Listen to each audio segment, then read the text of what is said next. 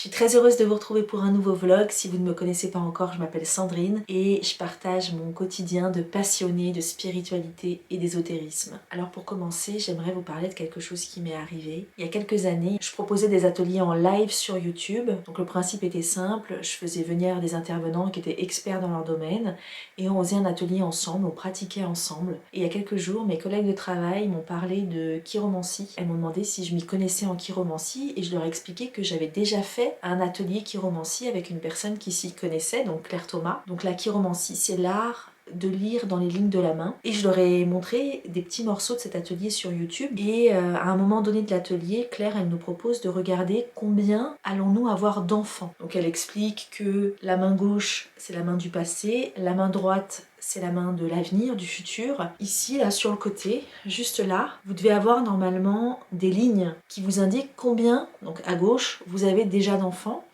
Et sur la main droite, combien vous aurez d'enfants. Et je regarde ma main gauche, je vois, j'ai 3 lignes, effectivement, j'ai 3 petits traits là. Effectivement, j'ai 3 enfants, c'est juste. Et je regarde l'autre main, la main de l'avenir, et je vois plus que 2 traits. Et en plein live, je suis un peu déboussolée et je dis qu'est-ce que ça veut dire du coup pourquoi là j'en ai 3 et là j'en ai 2 et dans ma tête c'est clair que ça veut dire que je n'en aurais plus que 2. Et quand Max était malade, j'ai toujours pensé à ça en fait. Et qu'elle remonte au niveau des auriculaires, c'est que ça va avoir aussi un impact par rapport à tes enfants.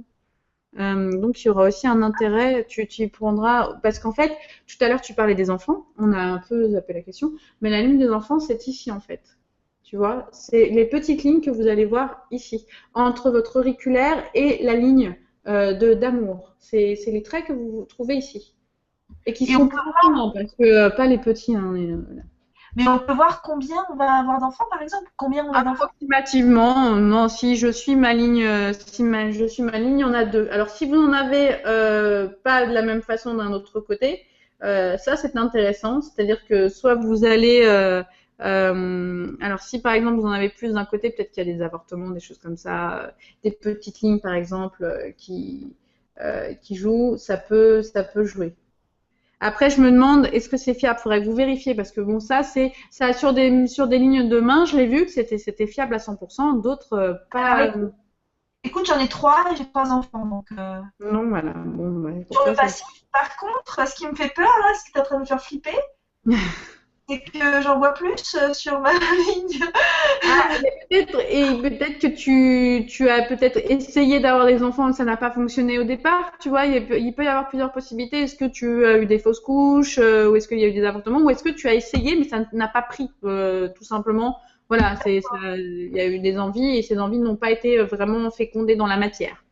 Ok, ça marche. Alors sur le moment, je l'ai pris un petit peu à la légère, hein, j'en ai rigolé, je me suis dit ouais bon, parce qu'on peut pas penser que ce genre de choses puisse nous arriver en fait, de perdre un enfant. Et quand Max est tombé malade, c'est revenu dans ma mémoire, et je me suis dit mais si c'était ça que j'avais vu, son départ en fait, et effectivement il est parti. Donc pendant que j'expliquais tout ça à mes collègues, ça m'a fait prendre conscience que finalement c'était écrit. Ce qui me fait rebondir sur le fait que bientôt je vais faire une TCH avec le docteur Jean-Jacques Charbonnier. Le docteur Charbonnier, c'est un médecin anesthésiste réanimateur qui s'est rendu compte que la conscience continuait au-delà du corps lorsque le corps nous lâchait. Donc lui, il avait l'habitude de travailler dans des services de comateux. Il a été témoin de choses qui l'ont fait s'interroger sur l'existence de la vie après la vie et de cette conscience qui continue, qui perdure malgré que notre corps nous lâche. Et il propose des séances de transcommunication hypnotique, donc la possibilité, sous hypnose, de voyager dans les mondes subtils. Enfin, c'est comme ça que je l'interprète, alors je sais pas si c'est exactement ça la définition, mais c'est comme ça que je l'ai compris en tout cas. Et donc, j'ai toujours voulu m'inscrire dans l'espoir d'apercevoir Max de l'autre côté, même si je sais que il y a des personnes qui ont des résultats, d'autres qui en ont pas, peut-être voir des choses mais peut-être pas rencontrer Max, enfin c'est pas une science exacte, on peut pas être sûr de rencontrer la personne qu'on désire rencontrer. En tout cas c'est une expérience, moi j'adore vivre des expériences un peu mystiques, spirituelles, etc. J'ai pas vraiment d'attente, même si oui au fond de moi il y a toujours une petite part d'attente, j'espère que, mais j'y vais avant tout pour l'expérience. J'ai écouté beaucoup de témoignages sur la TCH. Il y a plein de choses qui se passent pendant les TCH, alors pas pour tout le monde effectivement, hein, mais on vous propose de faire une méditation guidée les semaines qui précède la TCH pour bien se mettre en condition. Donc c'est une méditation qui est préenregistrée par le docteur Jean-Jacques Charbonnier, qui est disponible sur internet. Vous notez sur Google méditation de préparation à une TCH, vous allez tomber dessus. Et puis j'ai fait ma première méditation aujourd'hui. Et il s'est déjà passé plein de trucs. Donc je me dis que ouais, j'espère que je suis réceptive, si déjà il se passe plein de trucs. Après c'est vrai que j'ai l'habitude de méditer, donc comme ça fait partie de mon quotidien, je me dis je me suis déjà un peu préparée à ça. Donc j'ai vu beaucoup de visages pendant la méditation qui m'apparaissaient en flash, un peu le soir quand je ferme les yeux et que je commence à m'endormir et que je vois des visages. Donc j'ai vu ça. Et puis j'ai vu mon chat dans une position un peu étrange, avec les pattes un peu comme ça dans tous les sens. Je me suis vue toucher une de ses pattes et ça faisait comme du coton et je pouvais ressentir, alors que je touchais pas vraiment, mais c'est comme si je pouvais ressentir que ça faisait comme du coton, ça faisait quand j'appuyais sur sa patte. Je sais pas, c'est très bizarre. Et puis à la fin, quand il vous dit, quand il décompte pour que vous reveniez à vous, à un moment donné, je me suis sentie comme lorsque je me réveille d'une anesthésie. Vraiment ce sentiment, un peu ce bad trip, un peu plus léger forcément là, à ce moment-là. Mais quand j'entends les bips de partout, que je suis dans la salle de réveil, que je vois les infirmières qui s'agitent, et puis moi je suis au bout de ma vie là. Mais vraiment ce mal-être, ce malaise, je l'ai ressenti un tout petit peu à ce moment-là. Et j'ai trouvé ça rigolo parce que effectivement, c'est un médecin anesthésiste réanimateur, donc j'ai trouvé ça rigolo. Alors j'ai hâte de faire cette TCH parce que ça paraît prometteur là, en vue déjà de la première méditation de préparation. Donc voilà, j'attends juin avec impatience pour pouvoir faire cette TCH. Je sais qu'elle s'écarte à droite là. Regarde, regarde. Là. Oh, comment j'ai des frissons dans le dos, chérie. Mais je te jure, regarde, regarde. Ok.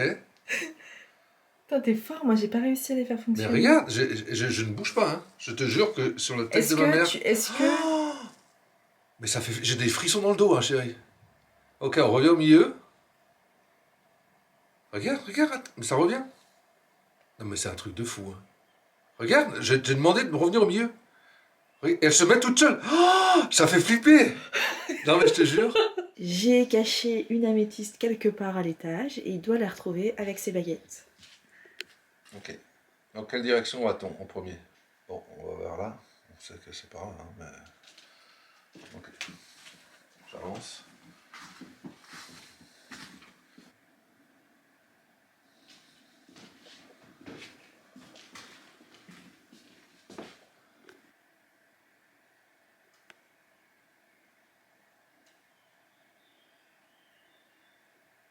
Par là, ok. Montrez-moi le chemin, la direction pour trouver la pierre.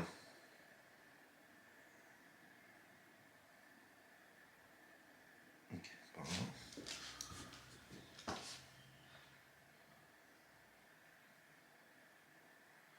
Ok, je voudrais une croix quand je suis pas loin. C'est difficile en bougeant, hein?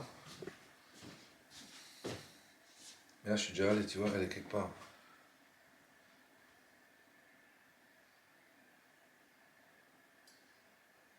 Elle est là. Non! Mais c'est un truc de fou! J'ai trouvé? En plus, je t'ai induit en erreur parce que j'ai fait du bruit vers les DVD pour que tu crois que je l'ai caché vers les DVD. T'as vu? J'ai trouvé. T'as trouvé. Non, mais là, t'es sûr, t'as Tel vu? père, tel fils. Je sais. Je l'ai trouvé tout seul. Mais ça fonctionne, c'est des outils qui fonctionnent. C'est peut-être la chance du débutant, on réessayera tout à l'heure. Ouais, non, enfin là, c'est pas trop de la chance débutant. Moi, j'ai juste suivi les baguettes. Hein. Ouais, ça te fait prendre conscience que ça fonctionne. Ouais. Surtout que j'ai des pouvoirs. Quoi? On part en vacances.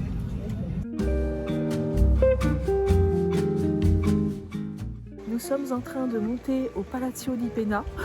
Je sais pas, je dois pas le prononcer correctement. Nous, on est plus vacances découvertes, on aime bien aller visiter. Et vous, vous êtes plutôt vacances farniente sur la plage? Dites-moi dans les commentaires.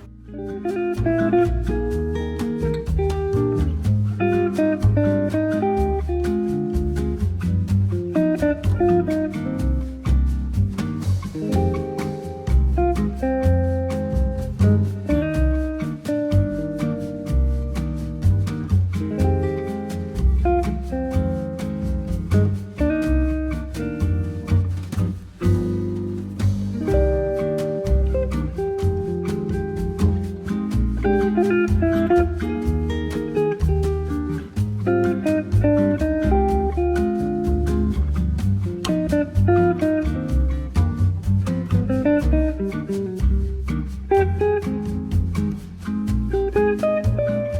profite de mon dernier jour au Portugal.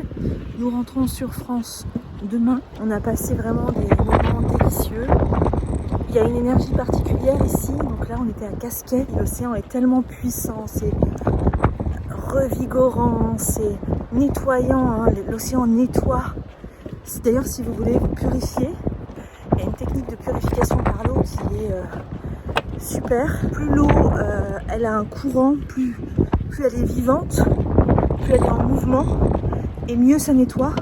Donc vous pouvez visualiser, par exemple si vous allez dans l'océan ou dans une rivière, que l'eau vous nettoie, que les vagues, que le courant vous purifie. Vous visualisez vraiment toute l'énergie sombre qui s'en va de votre corps en fait. Alors, vous pouvez visualiser comme une fumée noire autour de vous qui s'en va avec le courant de l'eau. Ça a été vraiment une expérience incroyable. Des lieux à découvrir qui étaient géniaux, mais plein d'énergie, hyper positive, hyper vibrant, hyper... Ouais, je me sens revigorée et je suis prête à continuer de travailler sur mes prochains projets. Ça y est, je suis rentrée à la maison et j'ai ramené un souvenir du Portugal. Sainte Thérèse de Lisieux. Elle va bien évidemment trouver sa place dans ma pièce ésotérique.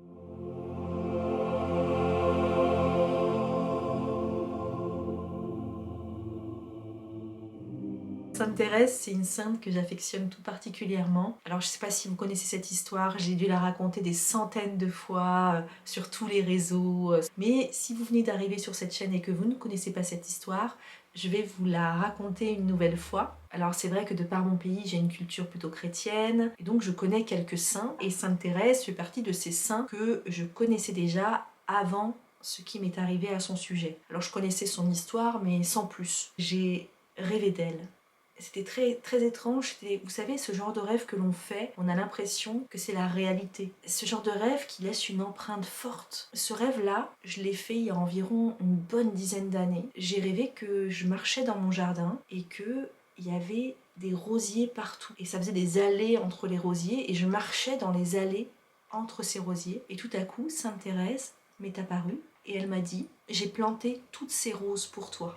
Et au réveil, je me dis, tiens, étrange, pourquoi je rêve de Sainte Thérèse? Il n'y a aucun lien, j'ai pas entendu parler d'elle récemment. Enfin, je comprenais pas pourquoi, il y avait aucune raison logique d'avoir rêvé de Sainte Thérèse de Lisieux. Et donc le lendemain, ou quelques jours après, je me souviens plus très bien, j'étais en train de regarder le fil d'actualité de Facebook. Tout à coup, je vois une publication, une republication du compte La Petite Thérèse de Lisieux, je crois que c'est une page qui s'appelle La Petite Thérèse de Lisieux ou quelque chose comme ça. Et je vois que la publication, elle parle d'un truc bien particulier. C'est écrit que quelques boutures du rosier d'enfance de Sainte Thérèse de Lisieux sont à vendre. Donc qu'est-ce que je fais?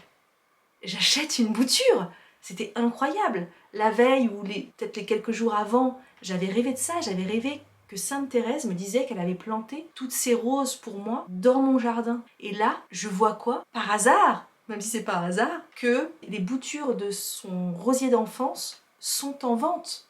C'était incroyable, c'était... Et du coup, je me suis intéressée un petit peu plus à cette sainte.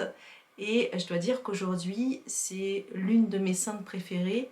Alors, bien sûr, c'est grâce à cette histoire. J'ai appris à la connaître, je l'ai priée aussi. Donc, ouais, j'ai un espèce de feeling avec elle. Il y a quelque chose qui s'est passé cette nuit-là, quand j'ai rêvé d'elle.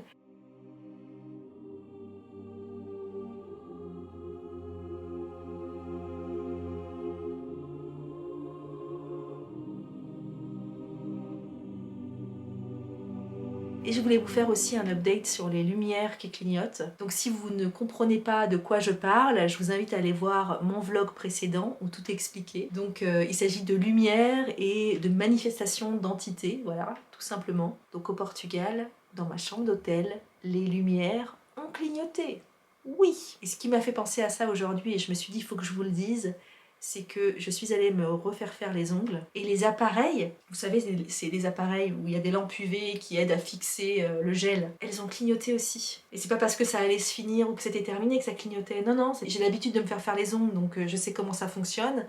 Et en plus, j'ai l'habitude de me faire les ongles à cet endroit-là. Et ça n'a jamais fait ça. Donc voilà, ça continue de clignoter et c'est pas forcément chez moi, c'est pas forcément la même ampoule, c'est pas... Je sais pas quoi faire avec ça. J'ai essayé en TCI de demander pourquoi les lumières clignotaient, si c'était eux qui faisaient clignoter les ampoules. Il y a une réponse un peu vague, hein. Pareil, allez voir ça dans mon précédent vlog. Donc je n'arrive pas à obtenir cette réponse, à savoir pourquoi est-ce que les lumières clignotent. Maintenant que je sais que ce n'est pas une cause électrique, que ce n'est pas une défaillance matérielle, que ce n'est pas une cause rationnelle, je ne sais pas quoi faire avec ça en fait. C'est maintenant l'heure de se quitter. Je vous dis à très bientôt dans un prochain vlog. Bye bye!